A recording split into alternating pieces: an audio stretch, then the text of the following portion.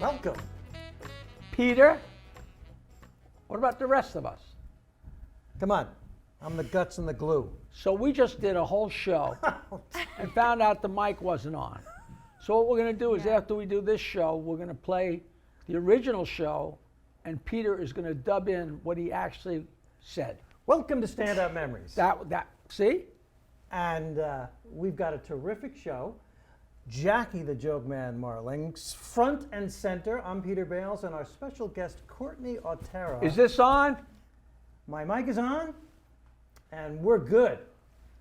And this show is about starting out in stand-up comedy. I don't care who you are. If you're a comedian, you have to start somewhere, and it's never easy. And Courtney is one of the new comedians on the scene here on Long Island. And she's going to share her experience with a couple of oldsters who remember when we started out. I think it was much tougher because we didn't have comedy classes. Yeah. We had to go to open mic nights right straight off, and it was difficult. For me, I played in a band and told jokes, told dirty jokes. That's what I do, told dirty jokes. I played in a band and told dirty jokes. But we worked in these, you can't say rough and tumble because that gives the wrong connotation, but you know, beer joints and screaming people, and sometimes they paid attention more than others. And you spent 90% of your energy getting there, we're over here, we're telling jokes, we're playing songs, and then all of a sudden you get on the stage, you catch a rising star, and the focus is on you, and it's like a bull in a china shop. But when I went on the first time, I put together 6 pages of jokes and studied and studied and studied to where I thought I knew them. I took a lot of jokes, and I wasn't married, but my wife this, my wife that, my wife this, my wife that. And I got up on stage. You got in line to catch a rising star, and you got a number. And you're lucky you get 20. But then you think you're getting closer, and then David Brenner walks in and does 45 minutes. You get a little closer, and Ed Bluestone does 40. And all of a sudden, it's 2 in the morning. There's nobody there.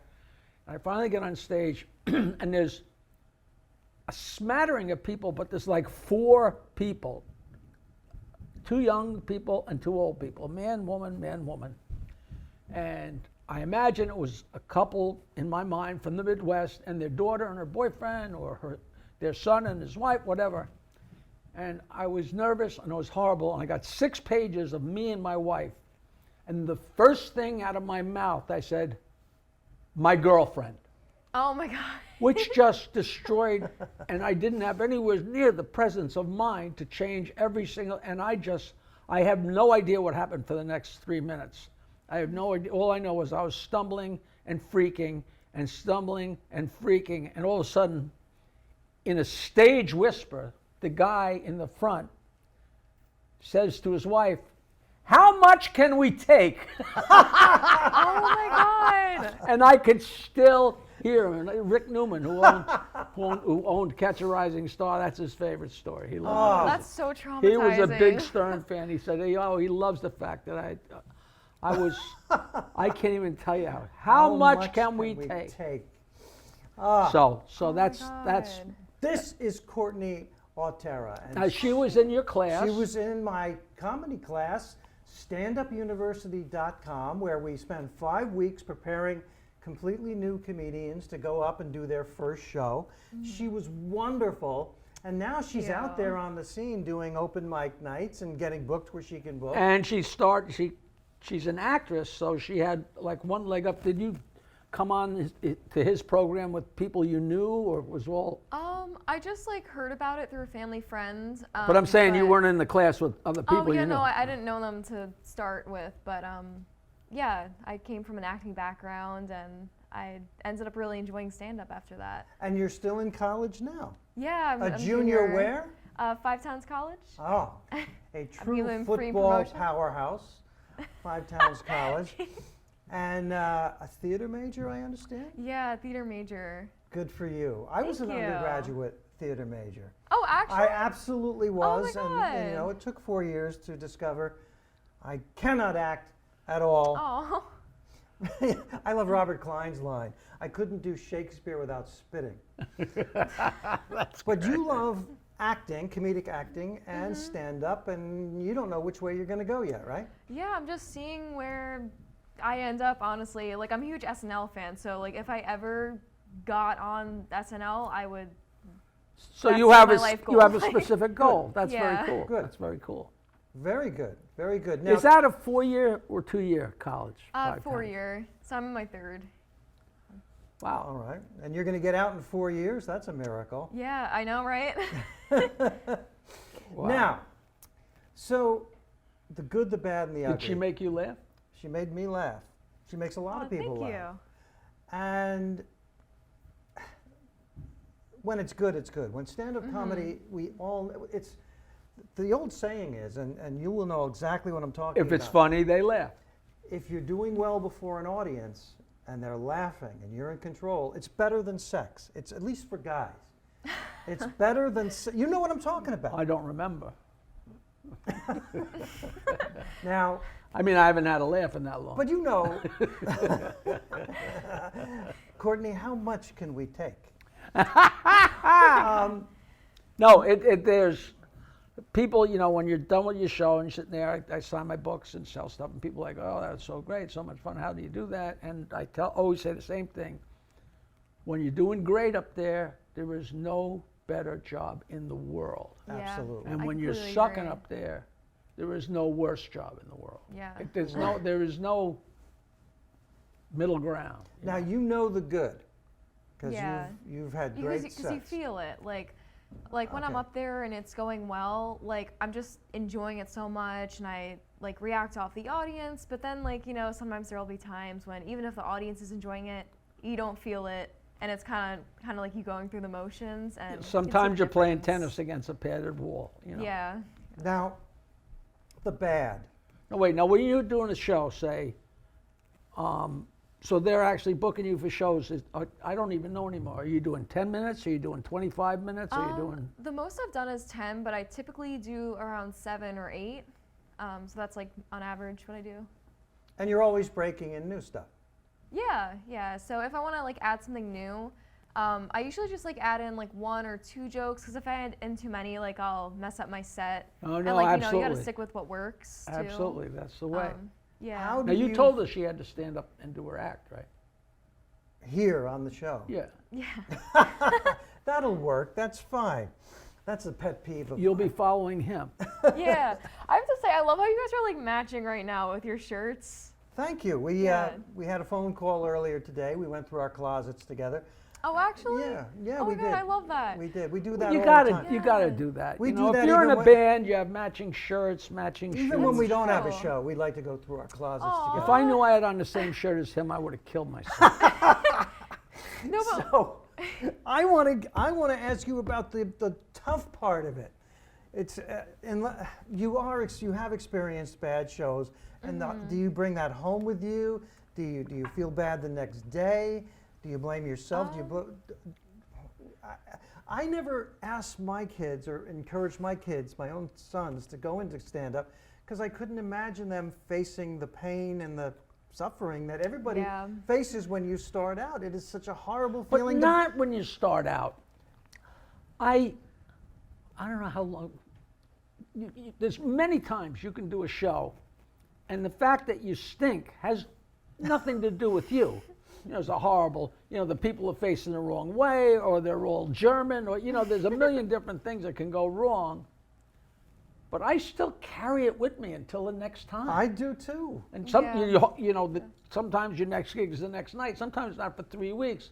And you tell yourself it's not bothering you, but it is bothering It is bothering you. Because in your mind, like, oh, geez, you know, but yeah, you know.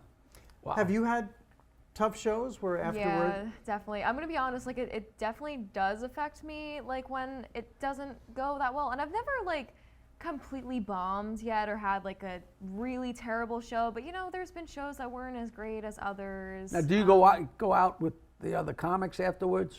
I do actually, yeah, it's a lot of fun. Because Sometimes- that's the whole. Oh, that's so much fun. We'll all go out to a diner and That's everything. that. Oh, I'm so And, glad you guys do that. Sometimes I'm like the only I girl. was so scared she A was lot going to of look at times, me like, actually. what are you talking Like, about? what's You a know? diner? diners close early now. That's what's so shocking. Some of them do. Yeah, Yeah, I think that's it's a- because of COVID. Like I everyone Well, I guess. think they used to closes close early early. when they knew you had just had a set.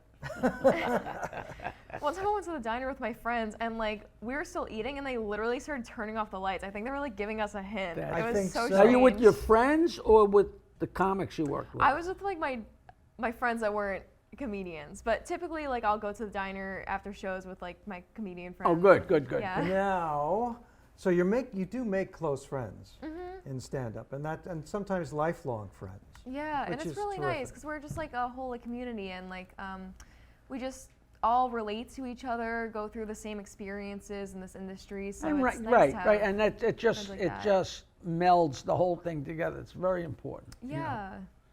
And the stories of doing crummy are just wonderful.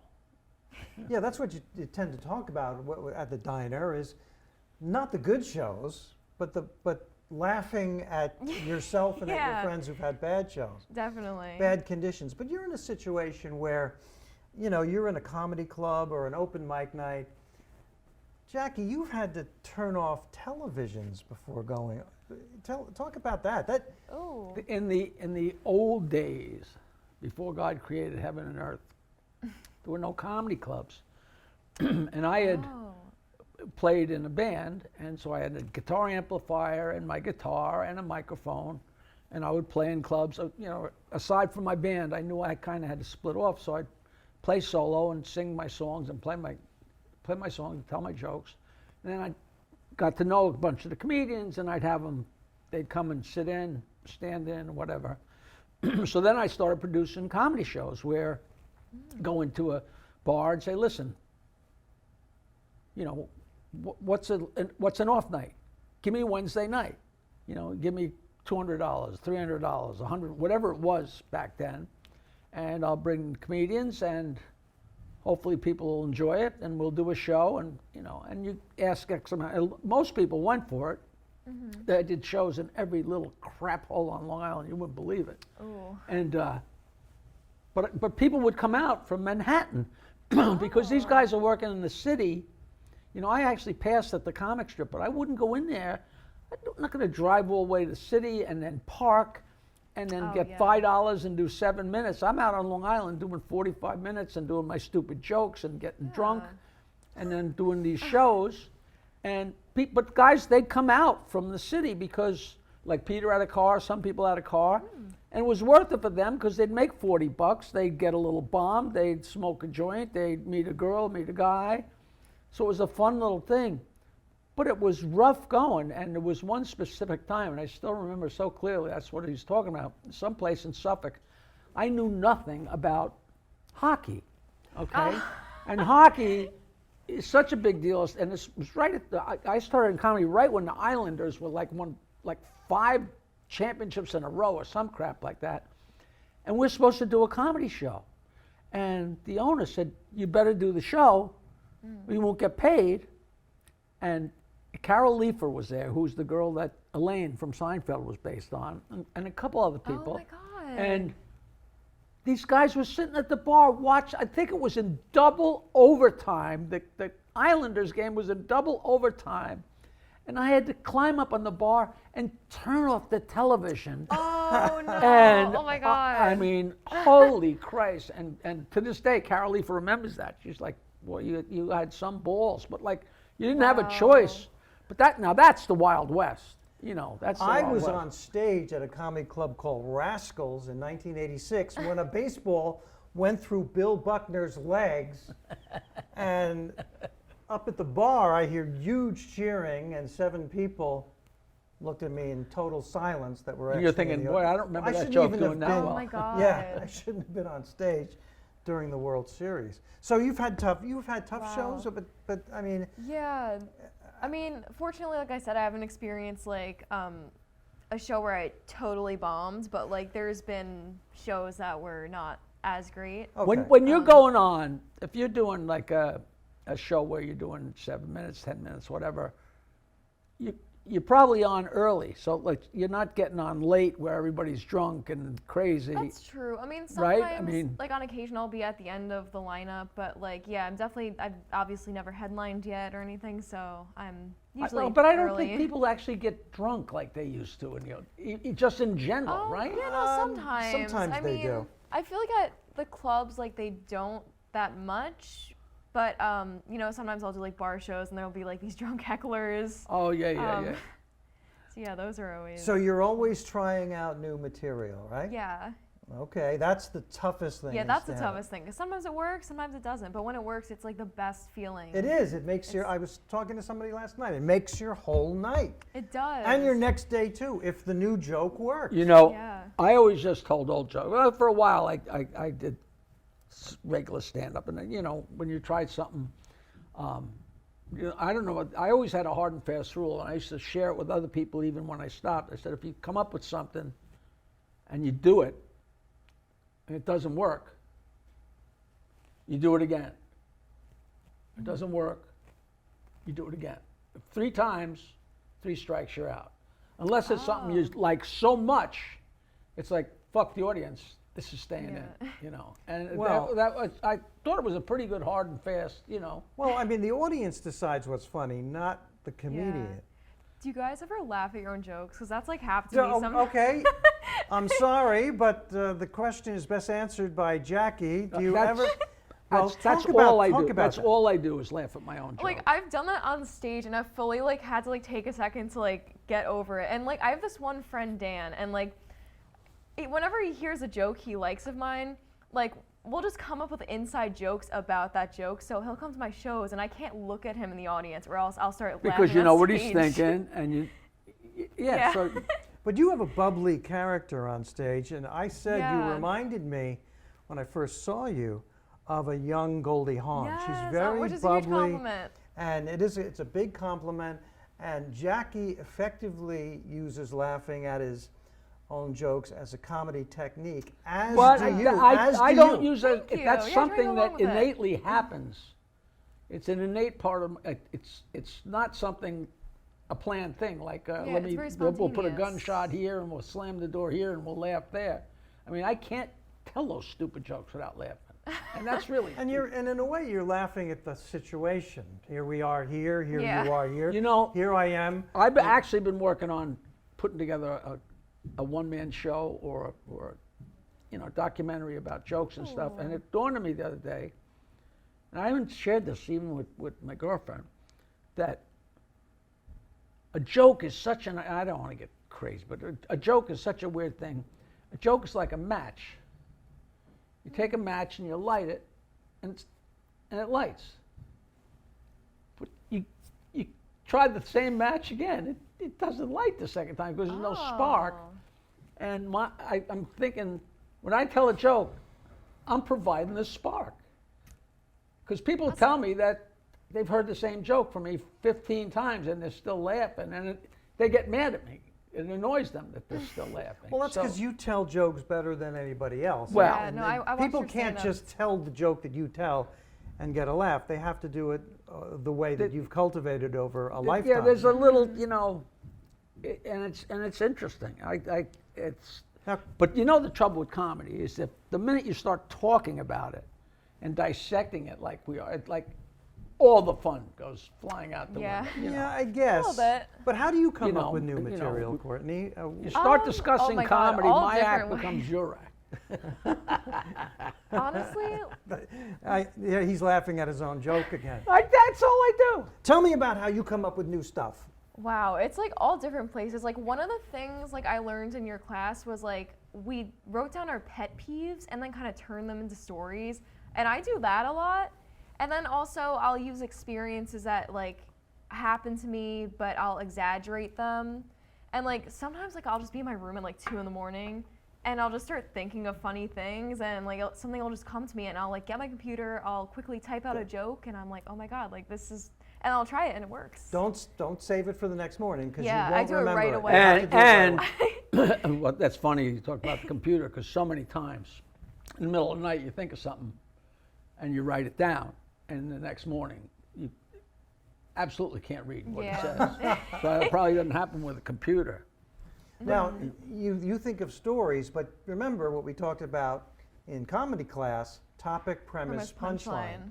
And we said Yeah. over and over again, real life rarely works in stand-up comedy. You take something that happened in real life, you exaggerate and you twist it to get the Yeah. audience to laugh. Now you're a great, bubbly, happy. I'm sure you're not happy all the time, but when I see you, She's probably you're happy on miserable. stage. Don't- You're not happy all the time. You She's nobody can probably be happy. miserable. But you're a pretty happy person. Is that Yeah, in fair? general, I'm a pretty happy person. And I would want you to exaggerate on stage. Yeah, I'm definitely like on stage, like I'm just an exaggerated version of myself, as many comedians are. I mean, As you should That's be. what we do. Of course. Right, that's what you want to do.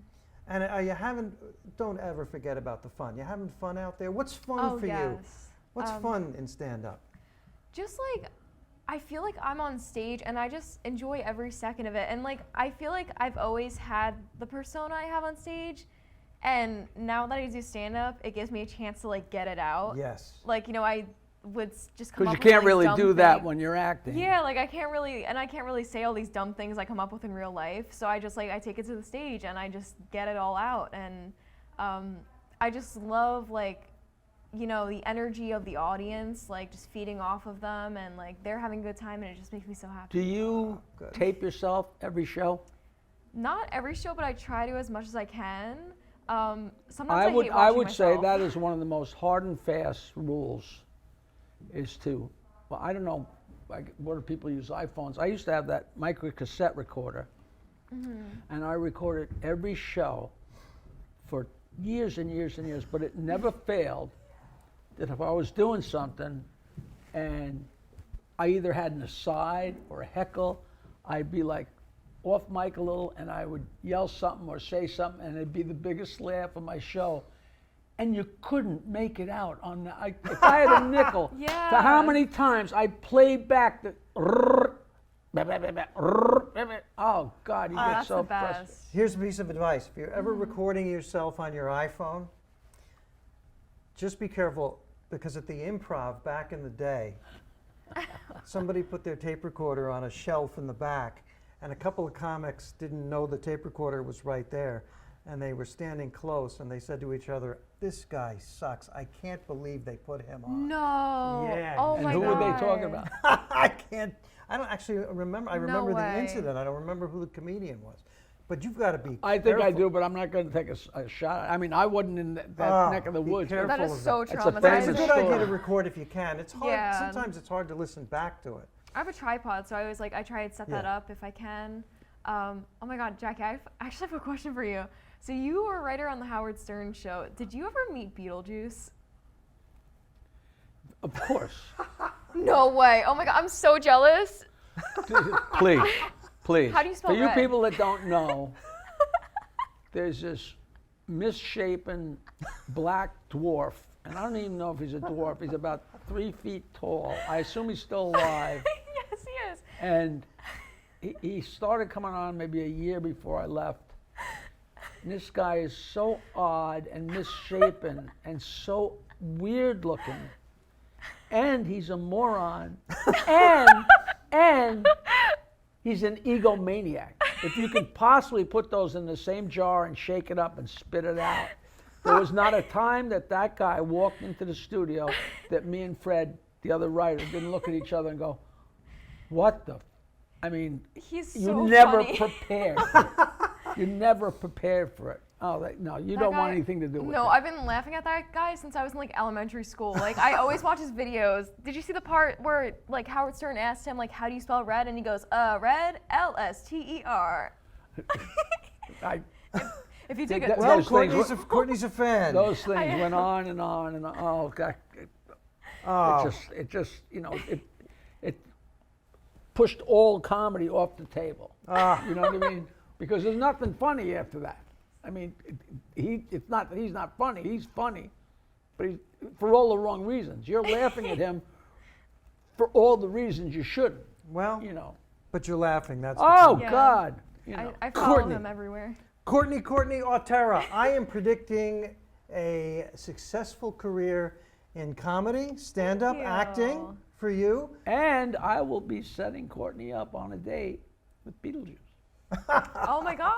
Oh no. I'd love that. Courtney Autera, she's out there at the comedy clubs, out and about, starting out in stand-up comedy. Not easy to do, right? No, definitely not. But it's Spell her something- last name again. Autera, Courtney Autera. And this has been Stand-Up Memories. Thank you for inspiring the next generation. She is the Thank you next for having She generation. is the next me. generation, the generation after her. Yes. And reminding us what it was like when we had to start out. Stand-Up Memories. Jackie the Joke Man Martling, Peter Bales, our special guest, Courtney Autera.